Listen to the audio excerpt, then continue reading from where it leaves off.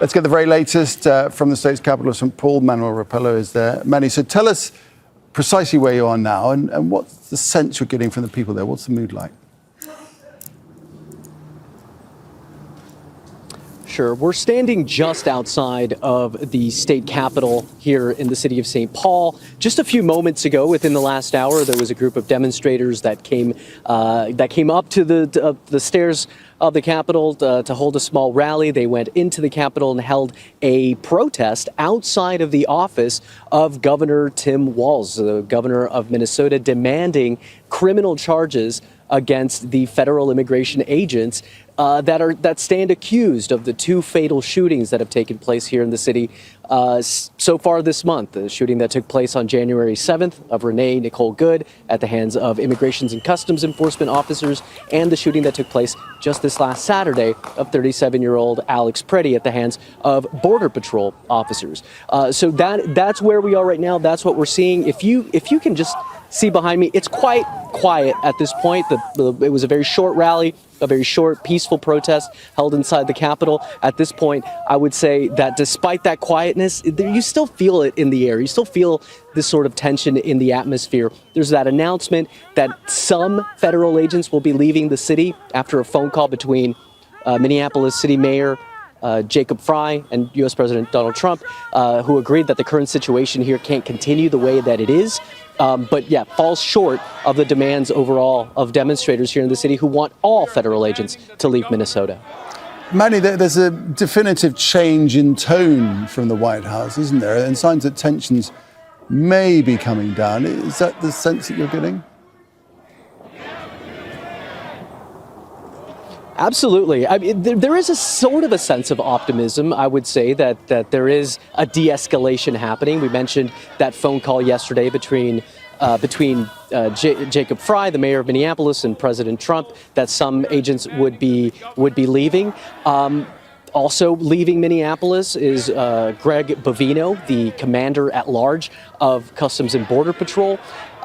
In his place, Tom Homan, the White House border czar, will be overseeing operations here in the state when it comes to the ongoing immigration crackdown. He is meeting with Minneapolis Mayor Jacob Frey, with Minnesota Governor Tim Walz today. We don't know the context yet of what is being said, what those meetings are about, but we have heard from state officials here who say that they're going to continue to push back against the Trump administration to see more federal agents leave the city. But yeah, as you mentioned, it is a softer tone from the White House. And a lot of that has to do with the pressure that the Trump administration is under, not only from Democrats, but from Republicans as well, and members of the National Rifle Association, the gun lobby here in the United States, on the point of Alex Pretti, the man who was shot by Border Patrol on Saturday. He had a license to carry the 9mm semi-automatic handgun that he was disarmed, that he was holding before he was shot and killed by Border Patrol officers. And all of this is sort of leading to the reshuffling, we could say, over the course of the last 24 hours. The removal of Greg Bovino from Minneapolis, sending Tom Homan to the state of Minnesota. A lot of things are changing, but all of that appears to be signaling a sort of willingness from both state and federal powers here to find some kind of common ground and de-escalate the tensions that we've been seeing here over the course of the last month. Right, Manny, thanks for that. Manny Rapalo with the very latest speaking to us from St. Paul, Minnesota. Let's get a real sense of the feeling on the ground now. Joining us from Minneapolis in Minnesota is Marisa Brown, who's a business owner of the Copper Hen, which is a restaurant near where Alex Pretti was killed. And Marisa, you own one of the establishments along Nicollet Avenue, don't you? The so-called Eat Street, where, as I say, Alex was shot down. And a community reeling from events, but which have led to, but not necessarily ended with his killing. So thanks for taking the time for talking to us. Can you just give us, first of all, a sense of how people are right now? Well, I mean, I think the community at large and very much this neighborhood, they're sad, they're tired, but ultimately they're coming together. But I think everyone's just exhausted from being on high alert, and because it's not just this last week, it's this last month, it's this last few months. Indeed, emotionally draining, I'm sure. Now, what about your particular experience and that of your establishment? Because many of the restaurants along the street, including yours, were turned into field hospitals pretty much, weren't they? Tell us about that.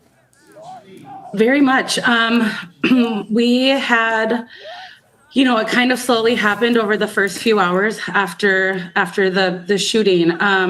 But we had multiple physicians from nearby hospitals. We had paramedics. We had nurses. Every sink, any place that we could were eye wash stations, were facilities to help people that had been injured during the course of the day. Particularly suffering from tear gas, right? Tear gas and mace. A lot of people came in after being maced, and it was, a momentary blindness, but resolved. So how would you describe the sense of anger from protesters at the time that led to the tear gas being fired, and in terms of the response from the border operatives there as to whether it was proportionate or not? Of course, everyone is angry here. Everyone is angry in this city. People came, people from all over the city came really quickly. Some were there to protest, some were there to mourn. I don't think that the response from Border Patrol and ICE was appropriate at all. People have the right to be angry when things like this happen, and they just meet it with a huge overhaul of force. I don't think that would be appropriate in any situation like this.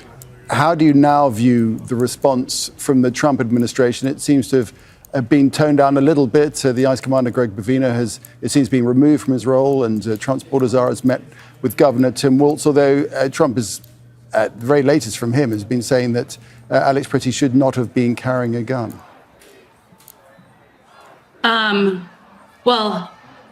It's a Second Amendment right to carry a gun. They would defend people like Kyle Rittenhouse when he carried a gun to a protest. So it really seems to be that the side that if you're on the right side, according to Trump, then that's okay because he was praised at that time. But now it's not okay to have a gun at a protest. And it wasn't a protest. He had a gun on him in a neighborhood that he lives in, and was frequenting an establishment and has the right to carry a gun if he wants to. Marisa, what now needs to happen in your view and in the view of the community around you? Well, ICE needs to be removed. They're not doing anything good here. ICE is something that has been under multiple administrations. It's never been used like this. And I think right now they need to regroup, figure out what they need to do, retrain, and come back for the intended purpose that they were here for, and not to harass citizens.